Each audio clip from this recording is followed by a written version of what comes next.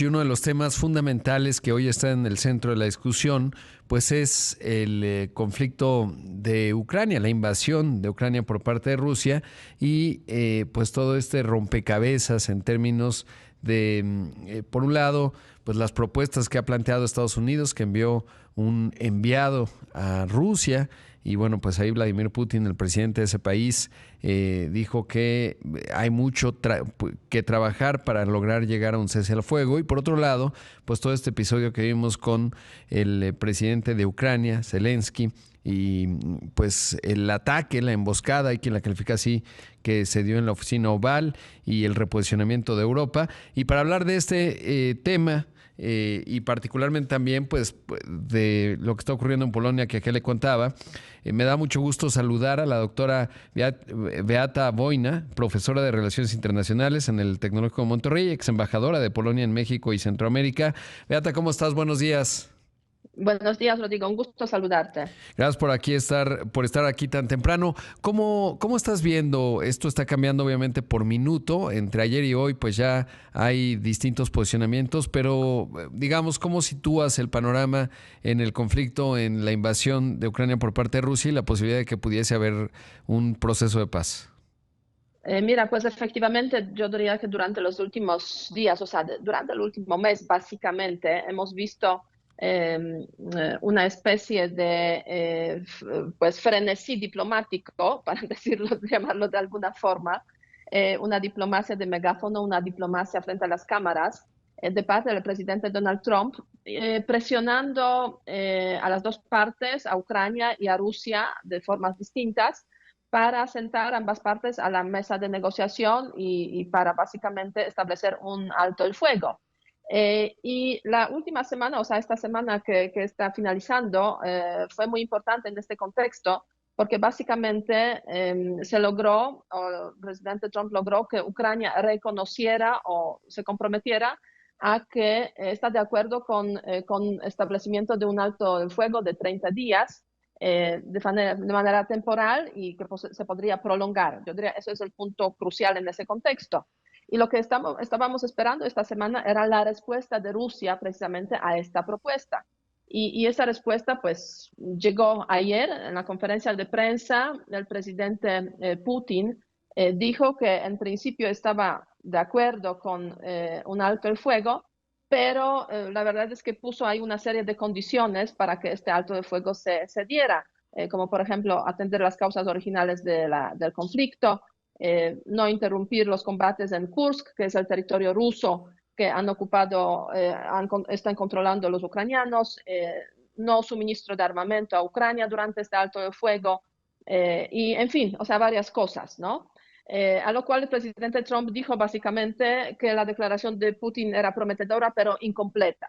Entonces podríamos decir que estamos ahora en esta fase donde la pelota está del lado de Rusia y seguramente vamos a tener en esos próximos días la reunión precisamente del enviado especial de Trump a Moscú con Putin y probablemente una conversación telefónica de Putin y Trump para ver si realmente se logra que Rusia acepte ese alto el fuego sin condicionantes, ¿no? Porque pues a Trump le interesa que se paren, digamos, las confrontaciones, que paren las luchas, digamos, en el frente militar, en el frente marítimo, en el frente aéreo, y las partes se sienten a la mesa de negociación, lo cual pues es difícil para ambas partes porque pues tienen obviamente diferentes intereses, diferentes perspectivas sobre el tema. Y la verdad es que sí, mucho se podría comentar sobre cómo lo está haciendo Trump. Tú mencionaste obviamente el tema también hace unos 2 semanas ya casi, esa reunión de Trump y Zelensky en la Casa Blanca, en la cual efectivamente el presidente Zelensky fue de alguna forma emboscado, tratado de manera muy hostil. Él también como que no respondió de manera correcta, digamos, a esa situación y se dejó enganchar. Y todo eso llevó a una catástrofe diplomática, yo diría para todas las partes ahí, no solo para Ucrania fue malo esto, pero fue totalmente malo para los Estados Unidos también. No se firmó el acuerdo, digamos, de cooperación en temas de recursos minerales entre las dos partes, pero podríamos decir esa fase ya se ha superado en las relaciones con Ucrania. O sea, muy rápido, yo diría, se enderezaron las cosas y hubo una reunión a comienzos de esta semana, Estados Unidos, Ucrania, en Arabia Saudita, en la cual, pues eso, ucranianos se comprometieron a aceptar un alto el fuego sin condicionamientos por otra parte, pues Estados Unidos restablecieron ayuda militar y ayuda, digamos, cooperación en temas de inteligencia con Ucrania hay una perspectiva de firmar rápido este acuerdo de minerales que no se firmó en su momento. Entonces estamos pendientes de a ver qué pasa con Rusia, básicamente, en ese contexto. Claro, y es que uno de los temas fundamentales que te quiero preguntar es si es confiable, digamos, Vladimir Putin. Lo pienso de la siguiente manera: ¿cuáles son las palancas de negociación que puede tener Donald Trump para forzar la paz? Está muy claro que con la ayuda militar que da Estados Unidos a Ucrania, lo que comparte inteligencia, que como mencionabas, pues de repente suspendió y eso demuestra su enorme peso. ¿Cuáles son esas palancas de negociación que tiene Vladimir Putin, más bien Donald Trump con Putin? Porque formalmente, pues la economía rusa ha estado más que sancionada. No parecería que sea significativo que le hagan sanciones adicionales y que eso pueda obligar a Putin. Claramente la zanahoria sí está muy clara. Si por ejemplo, se daba a conocer que Gazprom ya podría empezar a normalizar relaciones con Europa, los europeos están incentivados para ello porque es gas barato, etcétera. Bueno, pues eso pudiese ser, pero no se ve que tenga tanta palanca de negociación, pero me gustaría saber tu óptica. Mira, pues yo diría que no es confiable, obviamente, Putin y no es confiable negociar con él, por una parte. Por otra parte, creo que la economía rusa sí ha mostrado mucha resiliencia, sin ninguna duda, pero a corto y mediano plazo, o sea, digamos 2, 3 años, si sigue así con la guerra, pues seguramente tendría afectaciones también más fuertes, digamos, dentro del país. Entonces, eso es uno de los elementos que los rusos obviamente no mencionan, pero que ahí están presentes.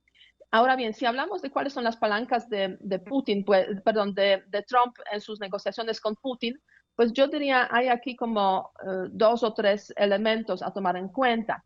En primer lugar, a Rusia le importa mucho restablecer relaciones con los Estados Unidos para, de alguna forma, podríamos decir, separar esa guerra de Rusia contra Ucrania para el espacio europeo y sin el involucramiento de los Estados Unidos.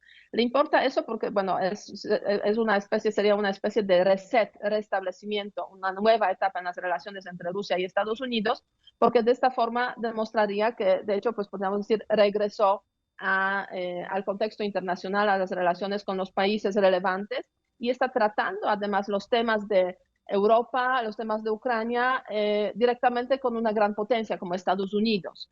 Y esos resets ha habido a lo largo, podríamos decir, de la historia de los dos países.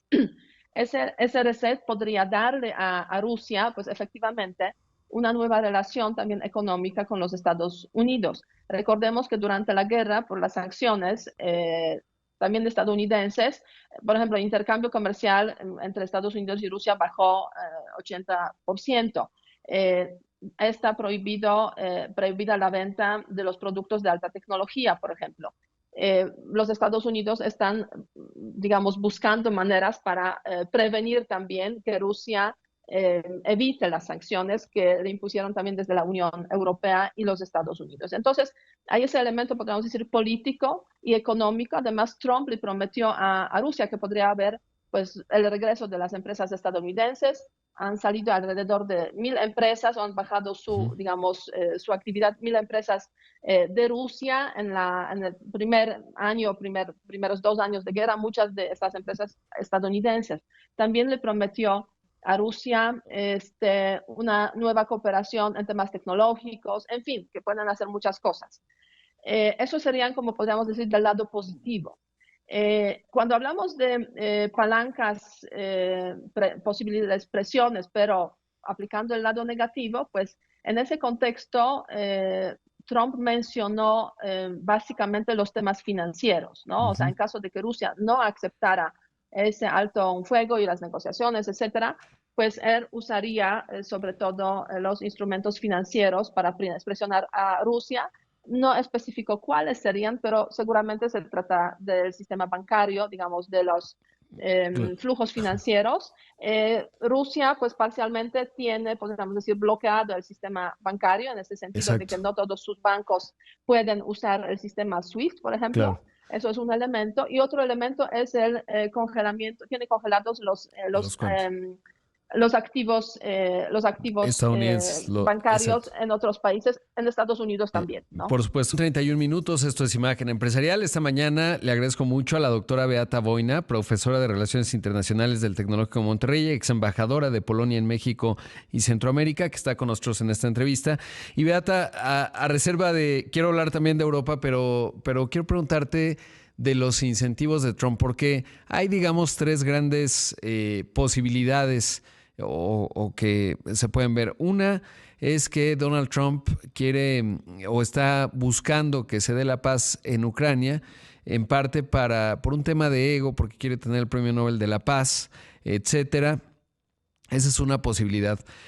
La segunda es que quiere reducir la ayuda que le da a Ucrania, que es complicada la estructura como tal, porque obviamente toda esa ayuda se da y ayuda a renovar los inventarios de armas de Estados Unidos, y eso, bueno, pues tiene una lógica económica positiva, pero pudiese ser una segunda posibilidad. Y la tercera es que con el acercamiento a Rusia tan consecuente, pues esté intentando Donald Trump lo mismo que hizo Henry Kissinger, bueno, en tiempos de Nixon, que fue pues dividir, digamos, el bloque chino-soviético o sino-soviético y alejar a China o acercarla más a la esfera de Estados Unidos y aprovechar esa fisura.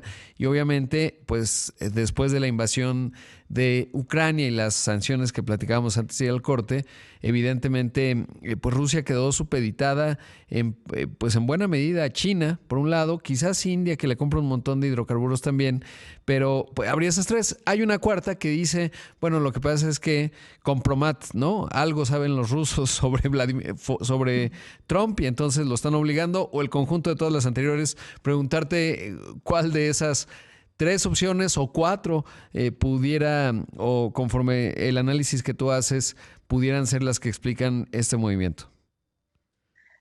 Mira, yo creo que es un conjunto bastante complejo de factores, obviamente, y nunca podemos apostar a solamente un único factor en, digamos, circunstancias tan difíciles y tan sensibles. O sea, no cabe ninguna duda para mí, lo que más aquí llama atención, yo creo, es el tema de que desde la administración estadounidense están intentando debilitar justamente esa alianza entre China y Rusia. Eso, si lo vemos desde el punto de vista geopolítico, pues se sujeta muy bien, digamos, en la estrategia y en las prioridades que tiene Trump en cuanto a la política exterior, digamos, de su administración. Pero no cabe ninguna duda de que a eso habría que sumar elementos como pues esas simpatías previas que sabemos que, y conocimiento previo que sabemos que existe entre Trump y Putin, que ha facilitado, digamos, esas conversaciones de los dos presidentes y ha facilitado que Trump pues apostara, digamos, a este reset, digamos, entre Rusia y Estados Unidos. En cuanto a lo de Compromat, pues la verdad es que sé que circulan muchas cosas, pero yo diría que hasta no tengamos información realmente confiable y fiable al respecto, pues difícilmente aquí podemos Claro. pronunciarnos sobre el tema. Sabemos muy bien que, como digo, Trump incluso en su primera administración, pues tuvo digamos, esa relación con Putin que no le salió bien en aquel entonces, pero bueno, en todo caso yo diría son varios factores. Y el tema también de los europeos o Europa que pues no paga y quiere la defensa, pues es un tema que también existió en el primer mandato de Trump con mucha fuerza y hoy en día también se da. O sea, en general, en esa administración y él como republicano, pues tiene esa visión un tanto distinta de cómo es el mundo, de qué debe, qué no debe hacer en el contexto europeo. Y Europa, sin ninguna duda, en ese contexto, pues aparece como un actor que no es de tanto interés. Es China principalmente y va en esa dirección, pues a fuerza, a toda costa, presionando también mucho a los europeos en ese contexto. Claro, y esferas de influencia por el tema de Groenlandia, Canadá, Panamá, que entre la retórica y la realidad pues va a definir una nueva orden mundial.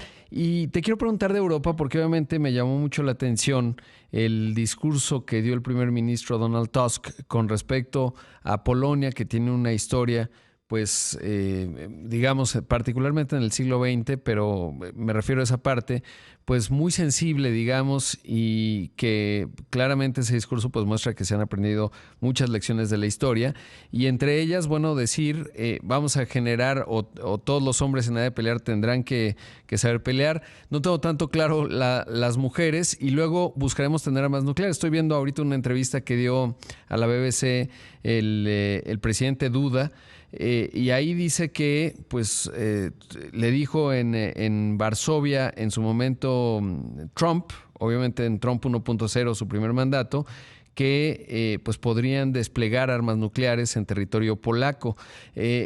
Preguntarte, ¿esto qué implica en la historia de Polonia, sobre todo un discurso como el que dio Donald Tusk, y cómo lo ves? Mira, pues en la historia de Polonia efectivamente hemos tenido momentos muy complicados, muy difíciles, y la vecindad de Rusia, antes Unión Soviética, antes Imperio de los Zares, o sea, toda esa historia, digamos, larga de varias décadas, siglos, podríamos decir, nos ha enseñado de que no se puede confiar en Rusia, básicamente. Y después de momentos de debilidad, Rusia se fortalece y regresa a su política expansionista. Y de hecho, básicamente, incluso cuando Europa Occidental no estaba viendo como cambios peligrosos en Rusia, los países como Polonia, pero también Letonia, Estonia, Lituania, también República Checa, han señalado desde hace tiempo de que hay que tener cuidado y hay que básicamente prepararse militarmente también, porque Rusia se está fortaleciendo. Eso ocurrió desde el año básicamente 2008, cuando tuvo lugar la primera, digamos, acción militar rusa hacia sus vecinos, la guerra en Georgia. Ocurrió en 2014 con el tema de Crimea, acción rusa contra Ucrania, y pues ya después la guerra abierta contra Ucrania. Entonces, en ese contexto podríamos decir, desde hace varios años Polonia ha estado pues invirtiendo mucho más en temas de seguridad y defensa. De hecho, hoy en día somos el segundo país en la Alianza Atlántica, no, de hecho, yo diría incluso primer país en la Alianza Atlántica en cuanto al porcentaje del PIB que dedicamos a seguridad y defensa, es 4.2%, o sea, incluso más, digamos, en términos de PIB, de porcentaje de PIB que lo hacen en los Estados Unidos. Aparte de eso, se han aumentado las Fuerzas Armadas polacas, más de 200.000 elementos ahora. En contexto europeo, junto con las Fuerzas Armadas de Turquía, pues son las Fuerzas Armadas más grandes también en términos de número de hombres. Y muchas inversiones, obviamente, en la renovación del equipamiento, del armamento. Y el último discurso del primer ministro Tusk, pues va en esa misma dirección. Además de recalcar todos estos esfuerzos, digamos, en cuanto a fortalecimiento de seguridad y defensa, pues se anunció que hasta básicamente finales de este año va a haber un programa de capacitación obligatoria para todos los hombres mayores a 18 años. O sea, se mantendrá, digamos, las Fuerzas Armadas profesionales sin obligación de, digamos, servicio militar obligatorio, pero al mismo tiempo para preparar, digamos, la sociedad, la población, las capacitaciones, que aún no hay detalles, digamos, cuánto tiempo, qué tipo de capacitación exactamente, pero capacitaciones de carácter militar para que pues la gente sepa, los hombres sobre todo, claro, sepan, digamos, cómo manejar las armas, cómo responder en caso de que pues haya una guerra de Rusia o una posible, digamos, entrada de las Fuerzas Armadas rusas al territorio polaco. Y es una señal pues muy clara, yo diría, de que si las cosas no andan bien, o sea, claro, en este sí, contexto regional. Por supuesto, pues Beata, te agradezco mucho la entrevista, seguramente te seguiré buscando porque pues son muchos los temas y apenas tocamos la superficie, pero yo creo que muy importante lo que hoy nos has explicado esta mañana. Muchas gracias.